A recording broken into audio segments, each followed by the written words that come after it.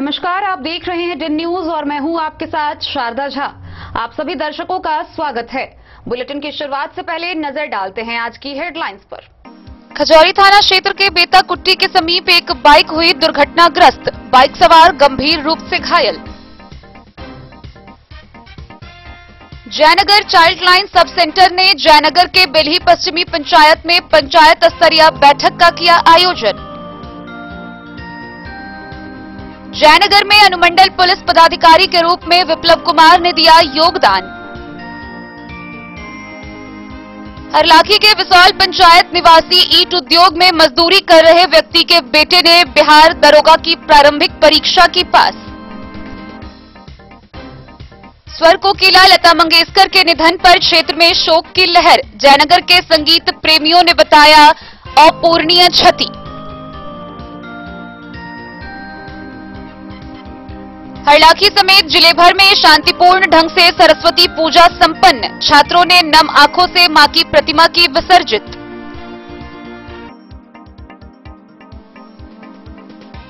स्वर कोकिला लता मंगेशकर के निधन पर मधुबनी के संगीतकार गीतकार में शोक की लहर। भारत की communist party local committee Jaynagar में कार्यकर्ताओं की हुई बैठक। खजौली थाना क्षेत्र के महाराजपुर गांव के 4 उपभोक्ताओं पर विद्युत चोरी के आरोप में एफआईआर दर्ज। भारत रत्न स्वर कोकिला लता मंगेशकर के निधन पर फुलपरास प्रखंड क्षेत्र में फैली शोक की लहर।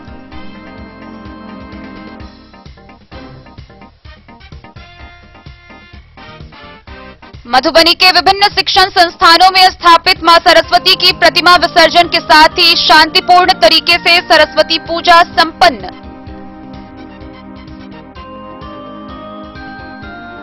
और स्वर कोकिला लता मंगेशकर के निधन पर जागरण संगीत कला महाविद्यालय में शोक सभा का हुआ आयोजन।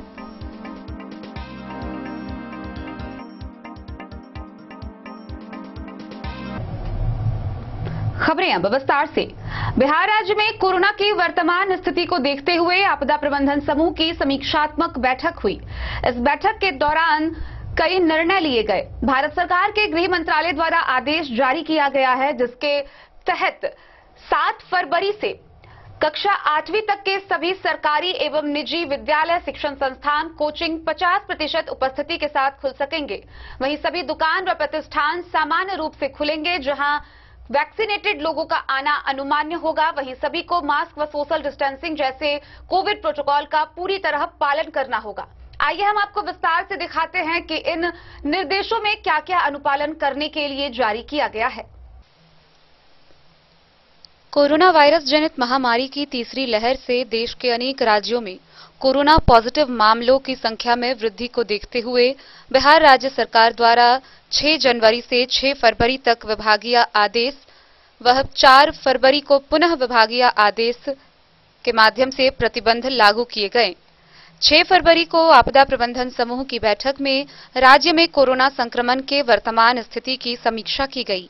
समीक्षा के क्रम में पाया गया कि वर्तमान प्रतिबंधों के प्रभाव से संक्रमण की दर में अपेक्षातीत सुधार आया है। ऐसी स्थिति में प्रतिबंधों को शिथिल किए जाने की आवश्यकता है, ताकि सामान्य जनजीवन को क्रमिक रूप से बहाल किया जा सके। इसलिए वर्तमान स्थिति के परिप्रेक्ष्य में प्रतिबंधों को शिथिल करते हुए 7 फरवरी से 13 फरवरी तक सारे प्रावधानों को भारत सरकार के गृह मंत्रालय के पत्रांक के अनुसार कोविड अनुकूल व्यवहार संबंधी यानी कि national directive for covid management के अनुपालन के साथ लागू करने का निर्णय लिया गया।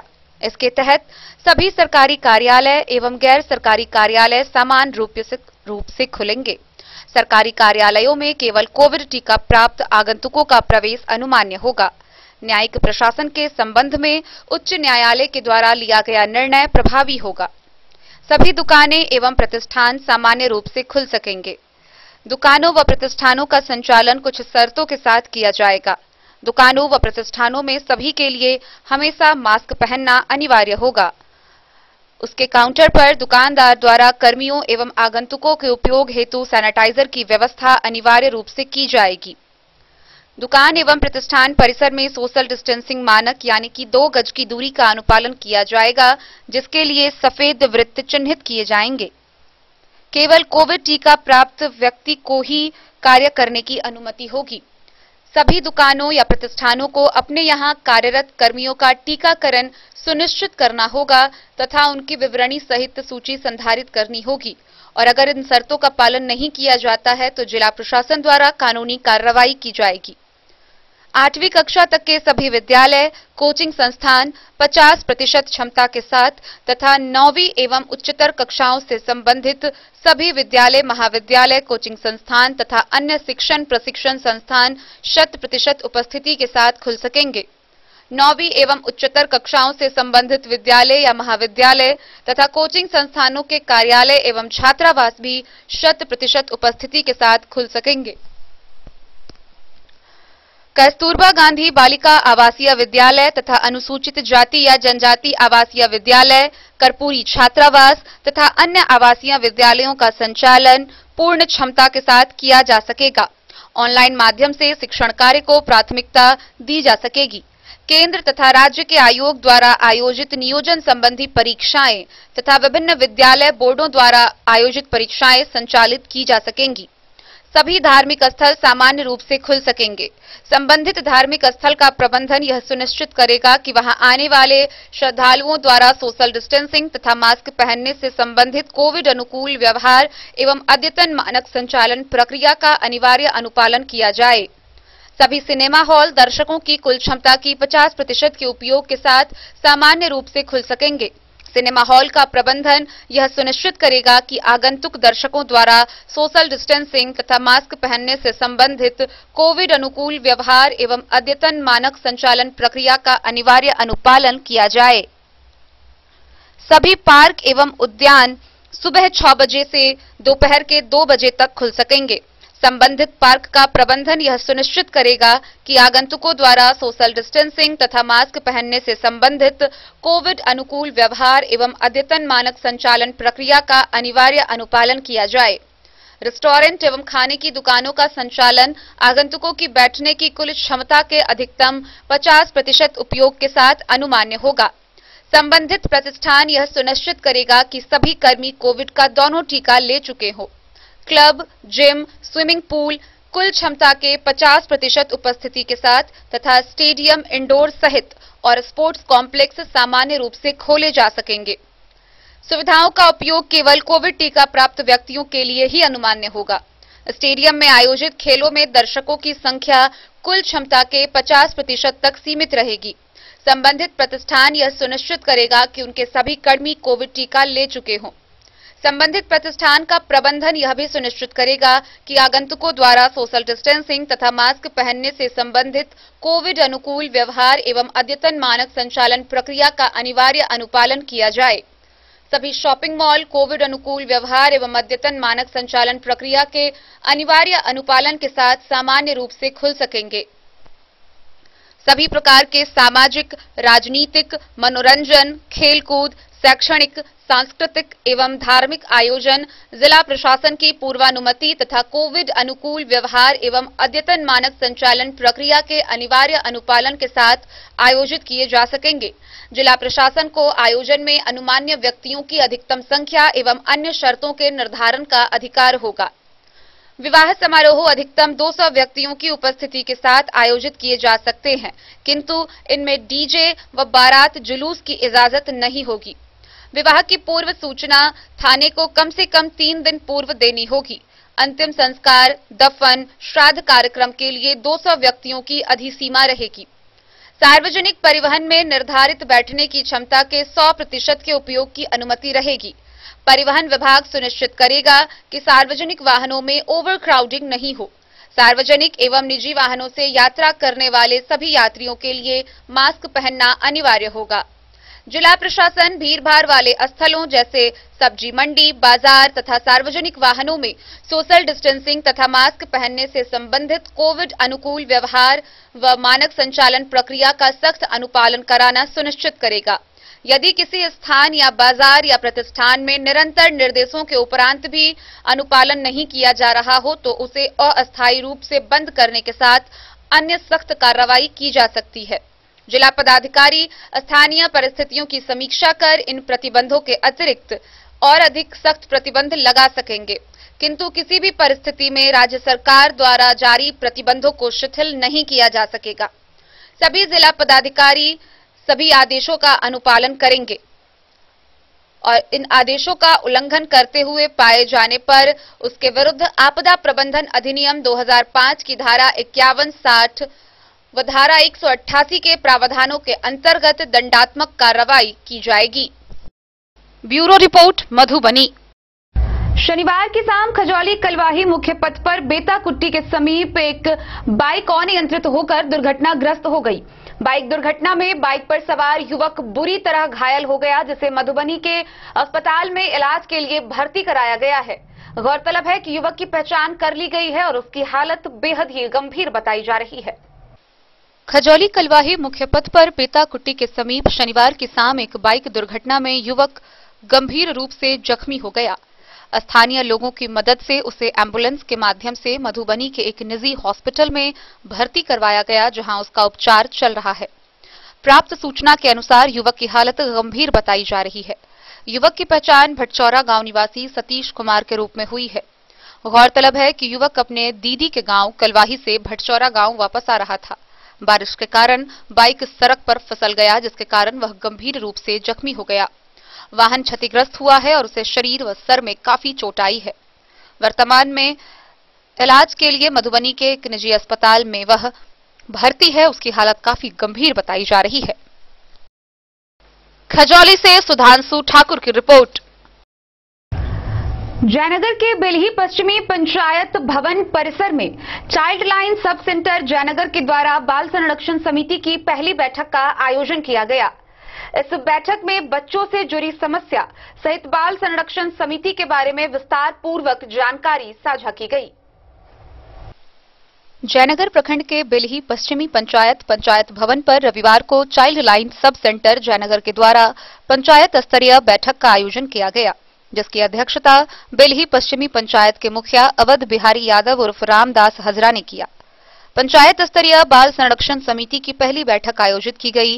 बैठक में बच्चों से जुड़ी समस्या सहित बाल संरक्षण समिति के बारे में विस्तार पूर्वक चर्चा किया गया।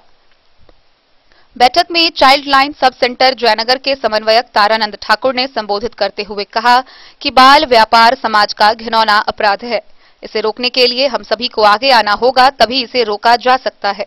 उन्होंने कहा कि बाल व्यापार में संलिप्त जितने भी लोग शामिल होते हैं या उनमें थोड़ा सा भी योगदान रहता है तो वह अपराध के दायरे में आता है और उन्हें कड़ी से कड़ी सजा का प्रावधान है। उन्होंने बाल विवाह एवं बाल मजदूर का जिक्र करते हुए कई महत्वपूर्ण योजनाओं के बारे में बताया। टीम सदस्य वकील यादव ने चाइल्ड लाइन के टोल फ्री नंबर 1098 की जानकारी दी। टीम ने निशुल्क फोन सेवा 1098 के माध्यम से स्कूल छोड़ चुके, घर से भागे हुए, मानसिक और शारीरिक रूप से अक्षम, शोषित, अति निर्धन, बाल विवाह से ग्रस्त, बाल मजदूरी से ग्रस्त, छेड़छाड़ से पीड़ित बच्चों के लिए चाइल्ड लाइन के माध्यम से दी जाने वाली सेवाओं की जानकारी दी। इस बैठक में child line sub centre Jaynagar के सदस्य सविता देवी, वकील यादव, पप्पू पूर्वे, सरपंच मोहम्मद जहांगीर हाशमी, वार्ड सदस्य सिकंदर मुखिया, नरेश मंडल, नवल कुमार सहित कई लोग मौजूद थे। और सब मुखिया जी ने बताया कि अगले 13 तारीख को हम लोग पंचायत स्तर पर सभी वार्ड सदस्य और जितने गणमान्य व्यक्ति हैं सारे लोग बुला करके हम लोग गठन करेंगे। अपना परिचय दे रही है। मेरा नाम हुआ Taranand Thakur, child line Jaynagar sub centre के कोऑर्डिनेटर हैं। बेलही पश्चिम पंचायत के पंचायत भवन में बैठक किया गया। चाइल्ड लाइन के मतलब के स्तर से बैठक हुआ। जिस बैठक में सभी मतलब बहुत वार्ड सदस्य जुटे, कुछ लोग नहीं आए, इसके चलते हमने 13 तारीख को जो पुनः बैठक हो और सभी लोग आवे और इसको सही ढंग से हम लोग पंचायत के लिए सही दिशा दें, इसीलिए हमने 13 तारीख को समय रखा 11:30। अपना परिचय दे रही है। मेरा नाम अवध बिहारी यादव उर्फ रामदास हजरा, मैं ग्राम पंचायत मुखिया की हैसियत से मैं चाहता हूं कि यह कार्यक्रम अच्छा है और गरीब गुरबा बच्चे के लोगों के लिए सुविधाजनक चीज़ है, इसलिए सही ढंग से इस कार्यक्रम को हम लोगों को करना है और लागू करना है। मोहम्मद अली के साथ हनुमान प्रसाद मोर की रिपोर्ट। जयनगर अनुमंडल के नए अनुमंडल पुलिस पदाधिकारी के रूप में विप्लव कुमार ने योगदान दिया है। योगदान देने के साथ ही अपने कार्यालय कक्ष में एसडीपीओ ने बताया कि क्राइम कंट्रोल उनकी पहली प्राथमिकता होगी। जयनगर अनुमंडल के अनुमंडल पुलिस पदाधिकारी के रूप में विप्लव कुमार ने योगदान किया। योगदान देने के साथ अपने कार्यालय कक्ष में एसडीपीओ ने कहा कि क्राइम कंट्रोल मेरी पहली प्राथमिकता होगी। जयनगर की जनता को न्याय मिले, इस संदर्भ में काम होगा। उन्होंने कहा कि राज्य में शराबबंदी कानून को सख्ती से लागू करने के लिए युद्ध स्तर पर किया जाएगा। शराब तस्करी के रोकथाम व शराब माफियाओं पर अंकुश लगाने का काम होगा। क्राइम कंट्रोल पर विधि सम्मत कार्रवाई होगी। एक स्वच्छ वातावरण में लोगों का आपसी सहयोग प्राप्त करके एक स्वच्छ पुलिस की जो भूमिका होती है उस पर निर्वहन करना है। एसडीपीओ ने कहा कि अपराध में नियंत्रण हेतु जयनगर में एक टास्क फोर्स का गठन कर अपराधियों को चिन्हित कर एवं अपराध पर नियंत्रण किया जाएगा। भारत नेपाल अंतर्राष्ट्रीय सीमा खुली होने के कारण पुलिस के लिए चुनौती है, लेकिन पुलिस हर संभव प्रयास कर अपराध को पनपने नहीं देगी। रखा जाएगा। सबसे पहले तो यहाँ मैं ज्वाइन किया हूँ तो मेरी सबसे पहली प्राथमिकता अनुमंडल पुलिस पदाधिकारी के रूप में अपराध नियंत्रण रहेगा और ट्रांस बॉर्डर एक्टिविटी में जो अपराध हो रहे हैं शराब से संबंधित, मुख्य रूप से जो अभी शराब का कानून है उस पर अंकुश, शराब माफियाओं पे अंकुश लगाया जाएगा। साथ ही साथ जो भी क्राइम हो रहे हैं उस पर जो है अंकुश लगा के विधि सम्मत कार्रवाई करने का मेरी पहली प्राथमिकता रहेगी और साथ ही साथ यहाँ के जयनगर की जनता को न्याय मिले, इस संबंध में काम होगा और एक स्वच्छ वातावरण में लोगों का आपसी सहयोग प्राप्त करके एक स्वच्छ पुलिस की जो भूमिका होती है उसको निर्वहन करने की कोशिश की जाएगी। एकता है जयनगर। आम जनता का सहयोग के साथ जो है जो भी अपराध घटित होंगे उस पर जो है नियंत्रण रखा जाएगा और एक टीम बनाकर, टास्क फोर्स बनाकर टीम गठित करके अपराध और संगठित अपराध है उस पर नियंत्रण किया जाएगा और जो यहाँ जो है बॉर्डर से जो एक्टिविटी होती है उस पर जो क्राइम हो रहे हैं उस पर नियंत्रण किया जाएगा। लोग के लिए जो समय रहता है मिलने का, वही संध्या के समय जो मिलने का टाइम है काम के बाद वो रहेगा। ऐसे विशेष परिस्थिति में तो जनता के लिए कभी भी मिलने का समय निर्धारित ही है। बहुत उम्मीद किया जा सकता है और उस उम्मीद पे खड़ा उतरने की कोशिश करेंगे। मोहम्मद अली के साथ हनुमान प्रसाद मोर की रिपोर्ट।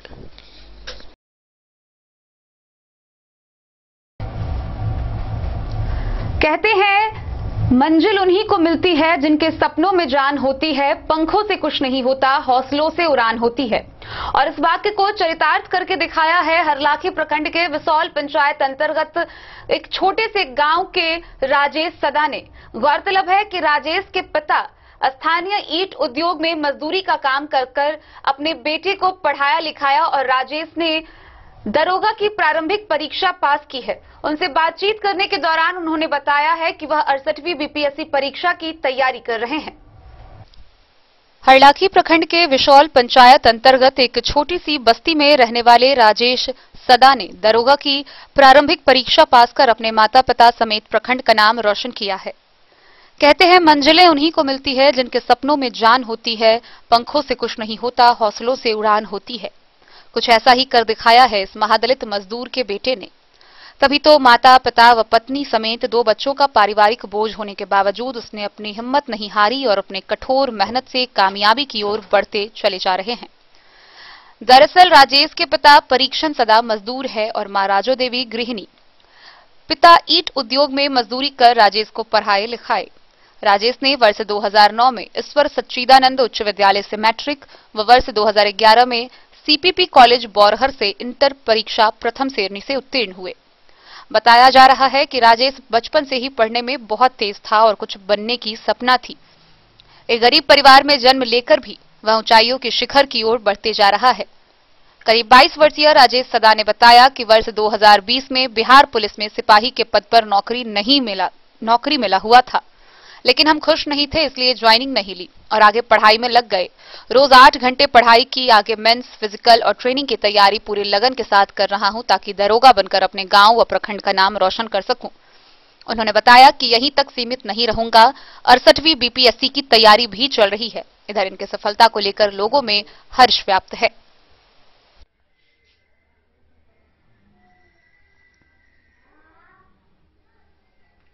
मैं राजेश सदा, पिताश्री परीक्षण सदा, ग्राम मांगपट्टी, पंचायत बिसौल से हूँ। मैं इस बार के दरोगा परीक्षा में मुझे सफलता मिली है। इस सफलता का श्रेय मैं अपने माता पिता को देना चाहता हूँ, जिसने मुझे यहाँ तक पहुँचाया। खास करके मेरे पिताजी ईंट भट्टे पर काम करके मुझे पढ़ाया और लिखाया, और मैंने भी नहीं हार मानी। मैंने मन में ठान लिया था कि आगे चलकर कुछ बनना है तो बनना है। इसमें मुझे बहुत खुशी मिल रही है, और मैं अपने समाज के बच्चों को यही संदेश देना चाहता हूं कि मेरे तरह भी आगे बढ़े और अपने समाज, अपने माता पिता का नाम रोशन करें। मैं जब परीक्षा दी और एक दूसरे से मुझे फोन पर बातचीत हुई कि दरोगा का रिजल्ट आ गया है, तो मैंने भी अपना मोबाइल खोले और अपना रोल नंबर डाले, तो उसमें मेरा रोल नंबर था। तो मुझे बहुत खुशी हुआ, और मैं इस से पहले टोला सेवक पर कार्यरत हूँ, राजकीय प्राथमिक विद्यालय मांगपट्टी हरजन में। उसमें मुझे 11,000 रुपया मिल रहा था, जिससे मुझे परिवार का भरण पोषण भी करना था, और उसके साथ साथ पढ़ाई भी हम करते थे। रात में 4 घंटा और सुबह में 4 घंटा पढ़ाई करते थे। रेगुलर 8 घंटा हम पढ़ाई करते थे। उसके बाद जाकर के सफलता मुझे मिली है। आगे मैं 67वीं बीपीएससी का भी फॉर्म फिलअप किया हूँ। आप लोगों का आशीर्वाद और सहयोग रहा तो वह भी हम क्वालिफाई जरूर करेंगे और जरूर करेंगे।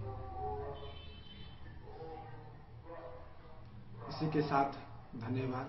जय हिंद, जय भारत।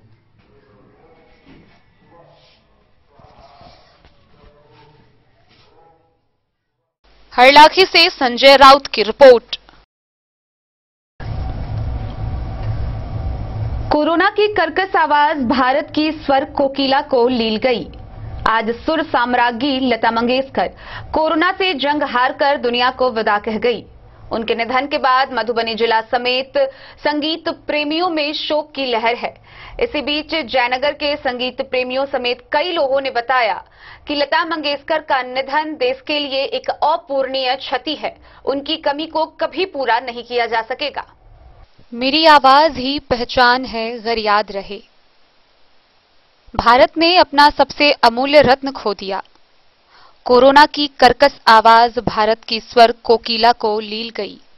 आज सुर साम्राज्ञी लता मंगेशकर कोरोना से जंग हारकर दुनिया को विदा कह गईं। लता मंगेशकर के निधन पर संगीत जगत में शोक की लहर दौड़ गई है। लता दीदी के द्वारा गाए गाने हर दिलों पर आज गुनगुना रही है। जयनगर के संगीत प्रेमियों इंद्रदेव साह, रूपा सिंह, विमल मस्करा, ईश्वर दयाल, डॉक्टर कुमार सच्चिदानंद नीलू, दुर्गेश कुमार, डॉक्टर महेंद्र कुमार समेत अन्य संगीत प्रेमियों ने कहा कि लता जी का निधन हमारे देश की बहुत बड़ी क्षति हुई है। उनकी कमी को इस दशक में पूरा करना संभव नहीं है। हमारे देश की बहुत बड़ी क्षति है। स्वर सामग्री लता जी के गुजर जाने से हम लोग बहुत ही आहत हैं, और भगवान उनकी आत्मा को शांति दे। उनकी कमी इस दशक में संभव नहीं है। हम लोग बहुत दुखी हैं, और भगवान उसकी आत्मा को शांति दे। मेरा नाम ईश्वर दयाल है। और मैं संगीत से जुड़ा हुआ हूँ बहुत वर्षों से, बचपन से ही। हाँ बिल्कुल, अभी अभी हम लोग सरस्वती पूजा के समारोह में आए हुए हैं और तो अचानक ही एक पता चला कि लता जी गुजर गई हैं। तो स्वर सम्राज्ञी लता मंगेशकर का अचानक हम लोगों के बीच से गुजर जाना एक सदमे जैसा है।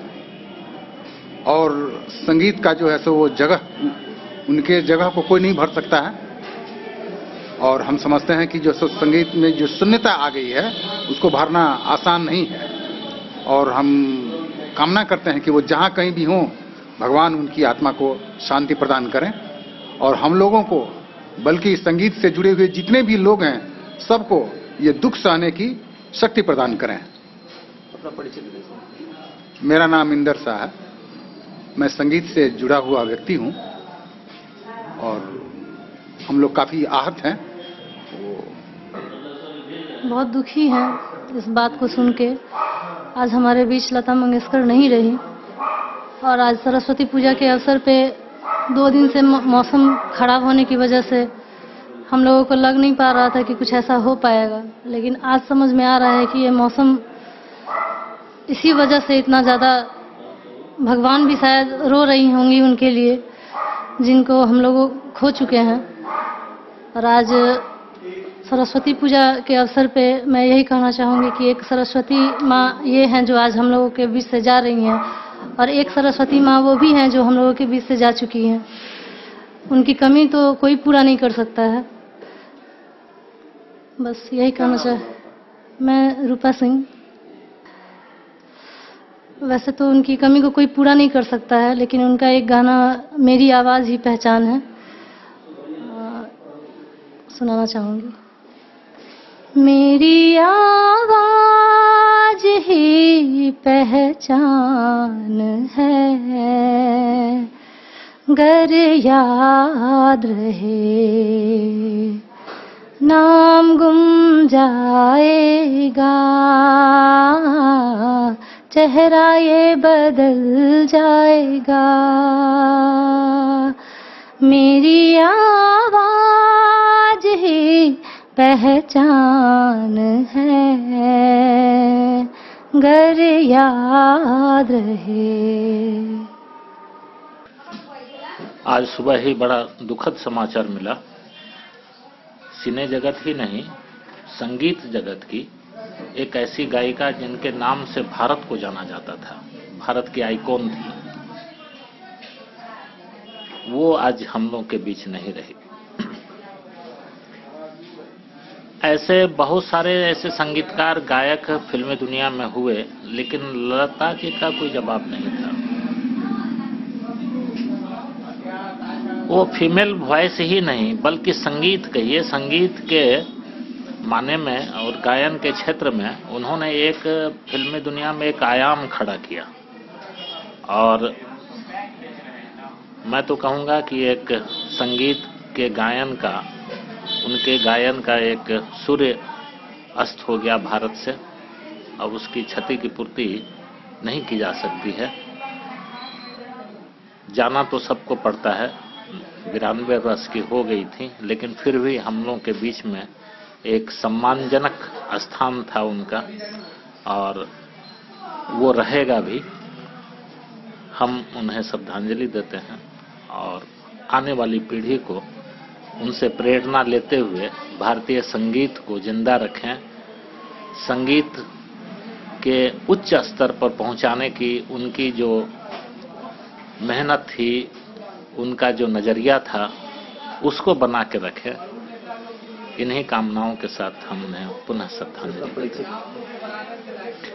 मैं विमल मस्करा, यहाँ जयनगर का एक नागरिक, जीवनदीप अस्पताल से जुड़ा हुआ, संगीत के आयोजनों में और साहित्य के आयोजनों में विशेष रूप से मेरी रुचि रहती है।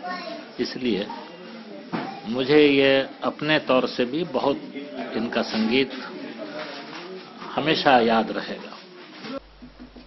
मोहम्मद अली के साथ हनुमान प्रसाद मोर की रिपोर्ट। खबरों का सिलसिला जारी रहेगा। जल्द ही लौटेंगे एक छोटे से ब्रेक के बाद। आप बने रहिए हमारे साथ।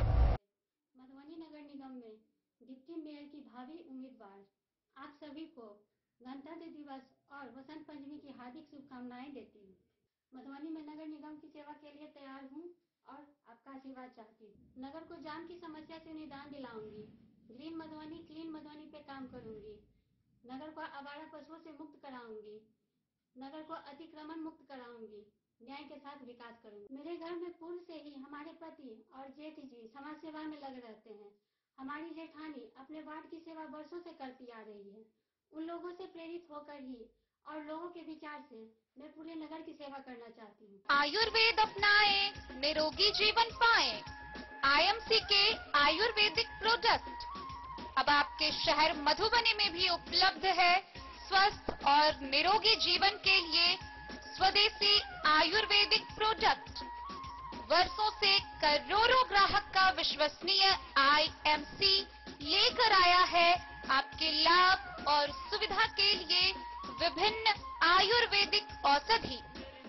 कब्ज हो या पेट दर्द, बालों का झरना हो या वजन का घटना, डायबिटीज की समस्या हो या फिर परेशान कर रहा हो लो या हाई ब्लड प्रेशर, जोड़ों के दर्द से लेकर आंखों की रोशनी बढ़ाने में कारगर है विभिन्न औषधि। साइड इफेक्ट की चिंता नहीं, स्वस्थ जीवन की पूरी गारंटी। IMC आयुर्वेदिक प्रोडक्ट तो करोड़ों भारतीयों के विश्वास को आप भी अपनाएं और जीवन को निरोग बनाएं। पता याद रखें, संजीत ट्रेडर्स, चभच्चा चौक, मधुबनी। बेहतरीन साड़ियों एवं रेडीमेड कपड़ों का अनूठा संगम, बॉम्बे फैशन। शादी हो या कोई त्योहार, हर तरह के खास आयोजन में आपको पसंद आएंगी यहाँ की डिजाइनर, कामदार एवं बेहतरीन साड़ियाँ। यानी अगर आप चाहते हैं सभी प्रकार की कामदार, फैंसी, बनारसी, प्योर सिल्क, सूती साड़ियाँ, सलवार सूट और लहंगा चुन्नी, तो सोचने की जरूरत नहीं, आए बॉम्बे फैशन। हम रखते हैं आपकी पसंद का ख्याल। शर्टिंग, सूटिंग एवं ब्रांडेड रेडीमेड कपड़े भी मिलेंगे आपको उचित मूल्य पर। यही नहीं, बच्चों के कपड़े बाजार से कम कीमत पर यानी होलसेल रेट पर प्राप्त करें। पता याद रखें, बॉम्बे फैशन, महिला कॉलेज रोड, मधु। होटल गोकुल राज।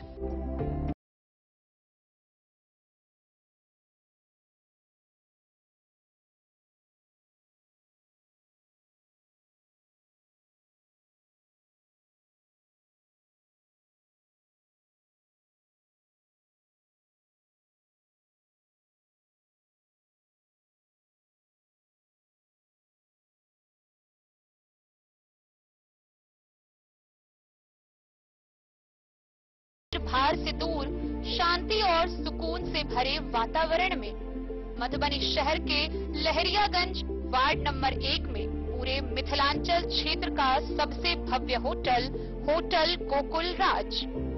4 मंजिला इमारत की इस होटल में है 4 बड़े बड़े बैंकेट हॉल, रिंग सेरेमनी, शादी, मीटिंग या पार्टी, हर एक आयोजन के लिए अलग से हॉल की व्यवस्था, रेस्टोरेंट की व्यवस्था जहां एक से बढ़कर एक लजीज व्यंजनों का मिलेगा संगम, और रहने का उचित प्रबंध, suite room, AC room, non AC room से सुसज्जित होटल जहां लिफ्ट की भी है व्यवस्था, पार्किंग का पूरा इंतजाम।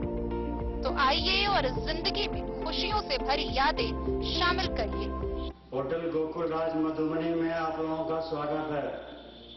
होटल गोकुल राज, लहरियागंज वार्ड नंबर 1, मधुबनी। कारक कलर्स, मेसर्स विश्वनाथ कारक, लोहापट्टी, मधुबनी।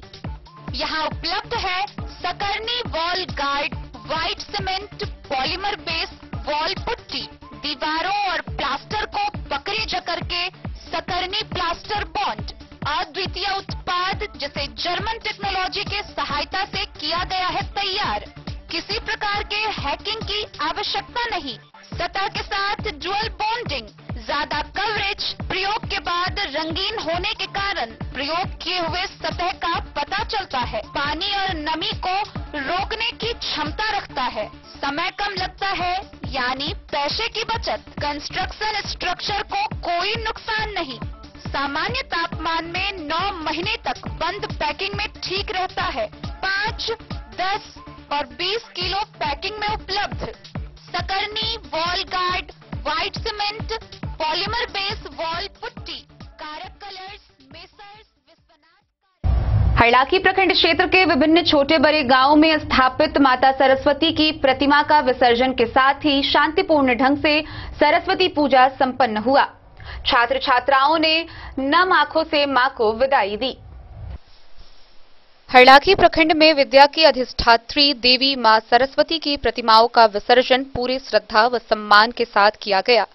इस दौरान युवकों की टोलियां गाजे बाजे के साथ मूर्ति विसर्जन के लिए निकली।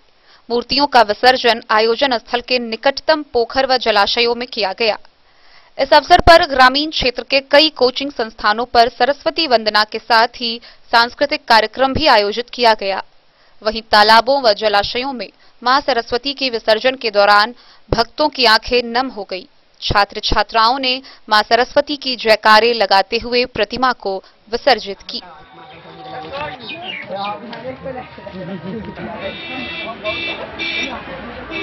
बुला जी खलिए खले बस।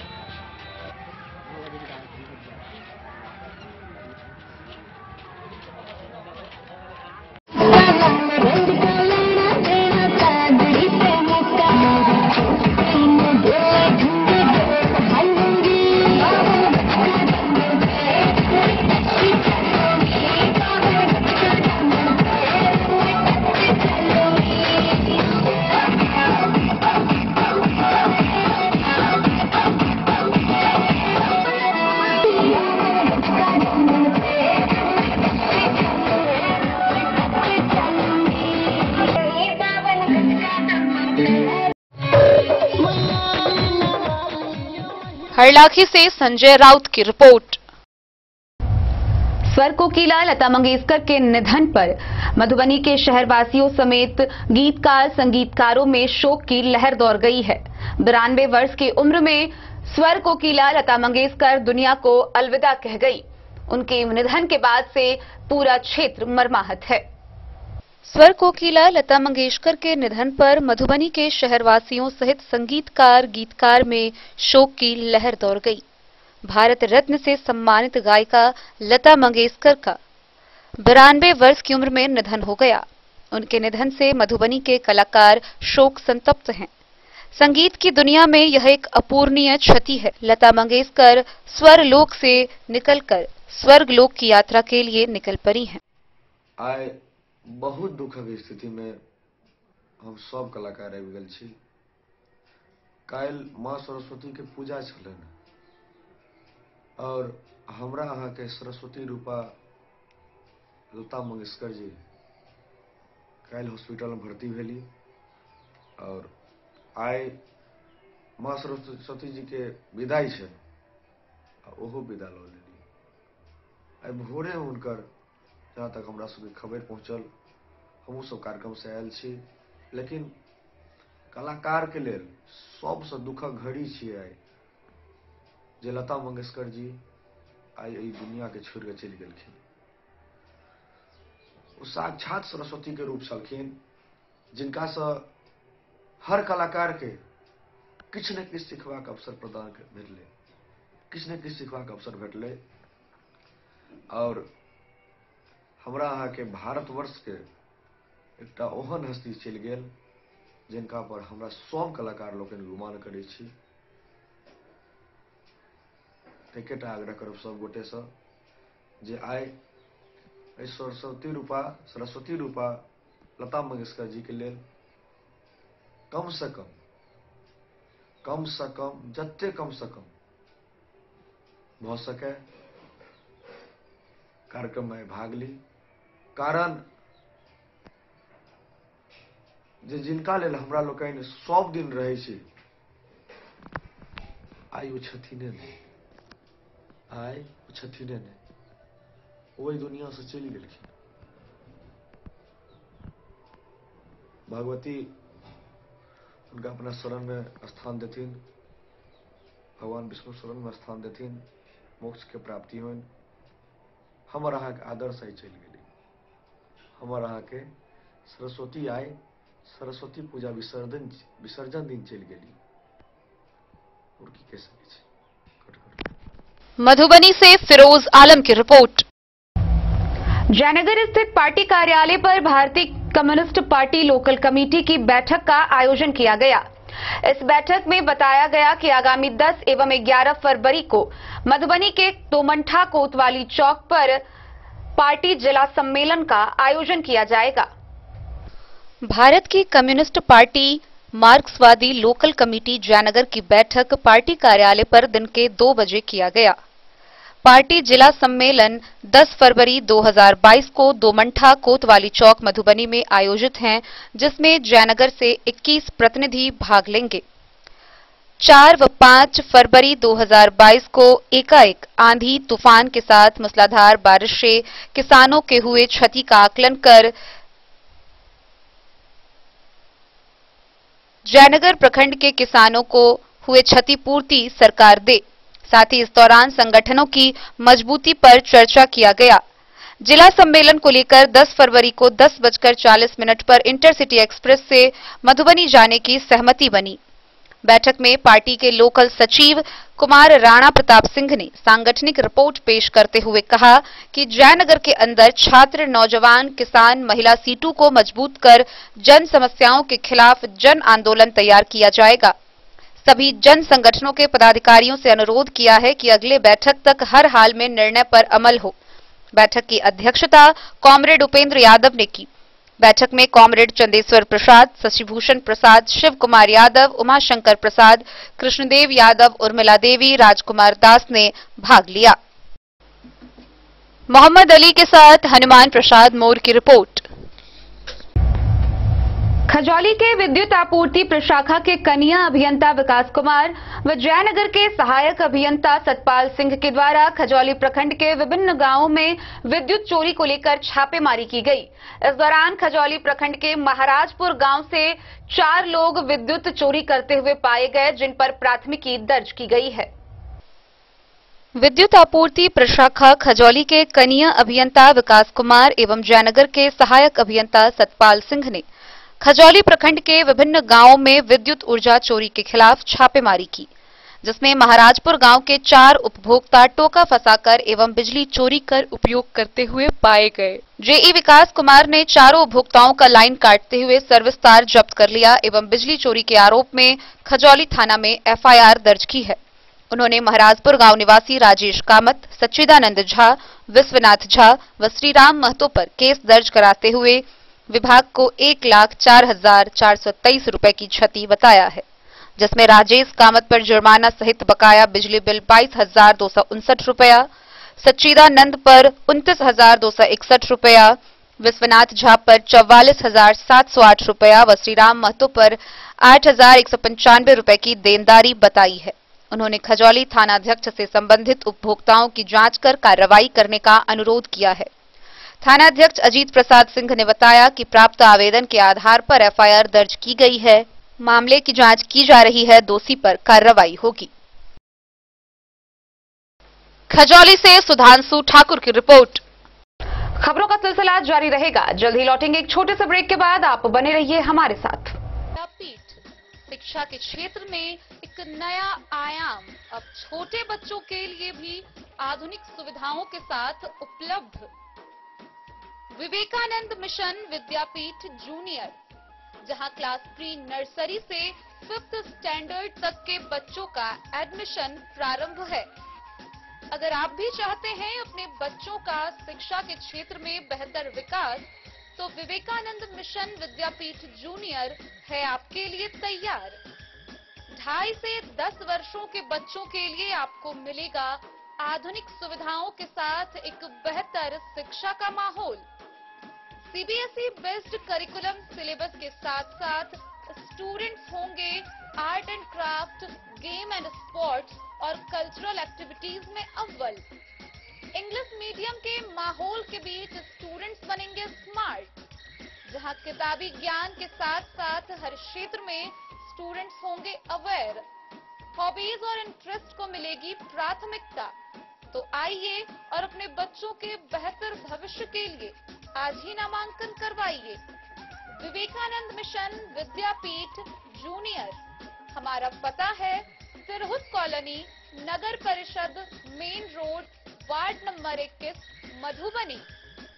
कपड़ों की दुनिया का चमकता सितारा झड़ीलाल। शादी ब्याह हो या तीज त्योहार, हर मौके के लिए हमारे पास है खास किस्म की साड़ियाँ। जरदोजी कामदार साड़ियों से लेकर डिजाइनर साड़ियों की एक से बढ़कर एक वैरायटीज। हर कलर व पैटर्न की साड़ियों का खजाना झड़ीलाल। इतना ही नहीं, अच्छी क्वालिटी व नामी कंपनियों के शर्ट पैंट के कपड़े भी हमारे यहाँ उपलब्ध हैं। कुर्ता पैजामा का कपड़ा हो या शर्ट पैंट का कपड़ा या फिर डिजाइनर सलवार सूट की हो डिमांड, हम करते हैं पूरी आपकी हर मांग। अगर आप अपनी पर्सनैलिटी में लगाना चाहते हैं चार चांद, तो एक बार सेवा का मौका अवश्य दें। झड़ीलाल। हमारा पता है बड़ा बाजार एवं महिला कॉलेज रोड, मधुबनी।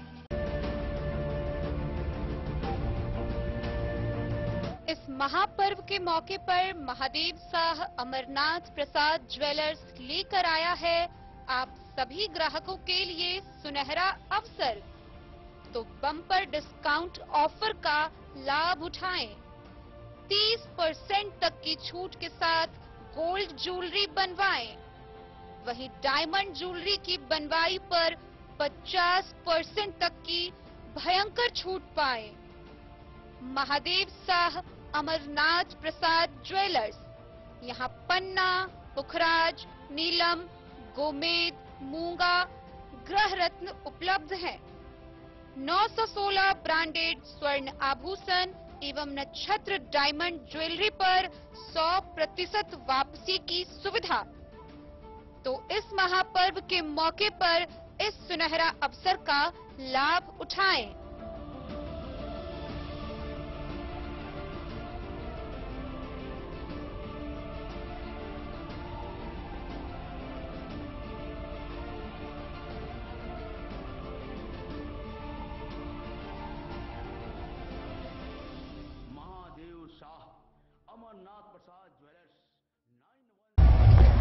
भारत रत्न स्वर कोकिला लता मंगेशकर के निधन की खबर सुनते ही क्षेत्र में शोक की लहर दौड़ गई है। फुलपरास निवासी बॉलीवुड से जुड़े अभिनेता सोनू राज व अभिनेता सागर झा समेत कई लोगों ने बताया कि लता मंगेशकर का निधन पूरे देश के लिए एक अपूरणीय क्षति है, जिसे कभी पूरा नहीं किया जा सकेगा। वहीं फुलपरास के दरहिका कोऑपरेटिव बैंक अध्यक्ष ब्रह्मानंद यादव समेत कई लोगों ने शोक श्रद्धांजलि व्यक्त की। भारत रत्न स्वर कोकिला लता मंगेशकर के निधन की खबर सुनते ही फुलपरास क्षेत्र में शोक की लहर दौड़ गई है। उनके निधन को सभी चाहने वाले अपूरणीय क्षति बता रहे हैं। फुलपरास निवासी व बॉलीवुड से जुड़े अभिनेता सोनू राज व अभिनेता सागर झा ने बताया कि लता दी के चले जाने की खबर ने लोगों को झकझोर कर रख दिया है। उनकी गायकी लोगों के जहन में हमेशा जगह बनाकर रहेगी और पीढ़ी दर पीढ़ी गुनगुनाते रहेंगे।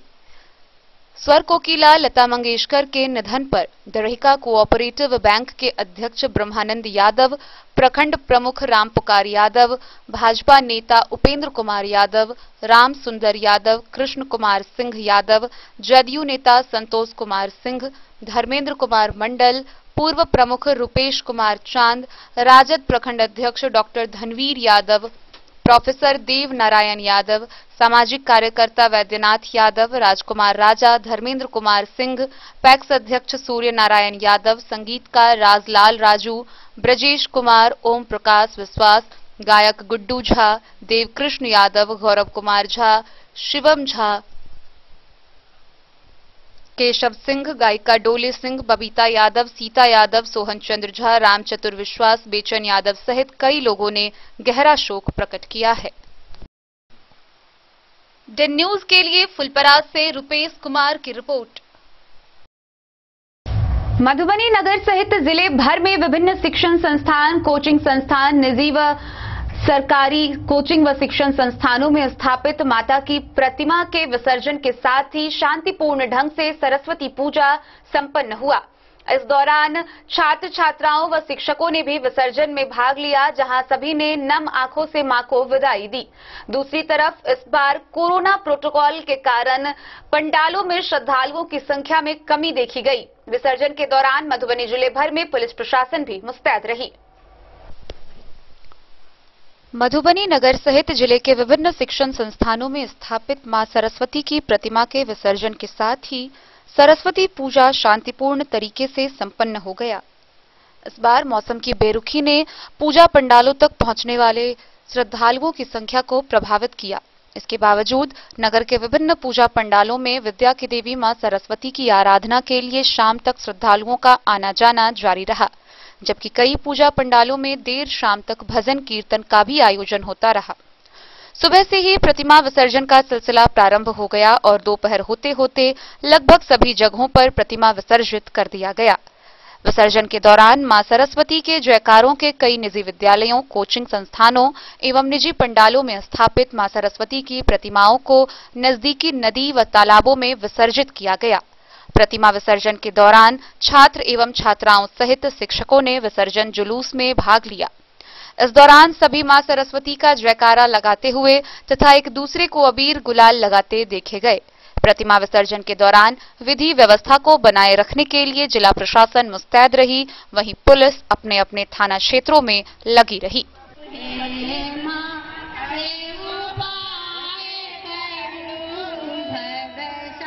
मधुबनी से फिरोज आलम की रिपोर्ट।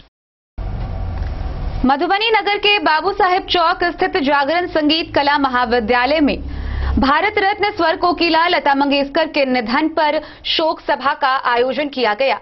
इस दौरान सभी ने 2 मिनट का मौन रखकर उनकी आत्मा की शांति के लिए प्रार्थना की।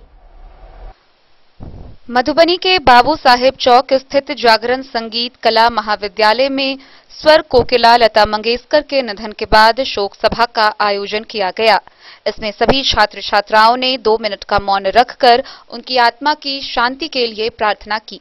शोक सभा में आनंद कुमार झा, ललन कुमार झा, सुरेंद्र कुमार, बिरजू कुमार मिश्रा, मंजरी मिश्रा, प्रेरणा कुमारी, दीपू कुमार, ऋषि कुमार, शीतल मिश्रा, मानसी मिश्रा, सरस्वती कुमारी, गंगा मिश्रा शामिल हुई। वाटसन उच्च विद्यालय के संगीत शिक्षक डॉक्टर शिव नारायण मिश्रा ने कहा, संगीत जगत के लिए लता मंगेशकर की निधन बहुत बड़ी क्षति है, इसे पूरा नहीं किया जा सकता है। लता दीदी संगीत को बहुत ही ऊंचाई तक ले गई, जिसके कारण भारत का सर्वश्रेष्ठ पुरस्कार भारत रत्न की उपाधि उन्हें प्रदान की गई थी। उनके जीवन से प्रेरणा लेकर कई संगीतकार संगीत की साधना करते हैं और उन्हें अपना आदर्श मानते हैं। Bureau report Madhubani. तो आज के इस बुलेटिन में फिलहाल इतना ही। कल फिर हाजिर होंगे नए खबरों के साथ। तब तक दीजिए पूरी टीम को इजाजत और मधुबनी की हर छोटी बड़ी खबरों के लिए देखते रहिए डेन न्यूज। नमस्कार।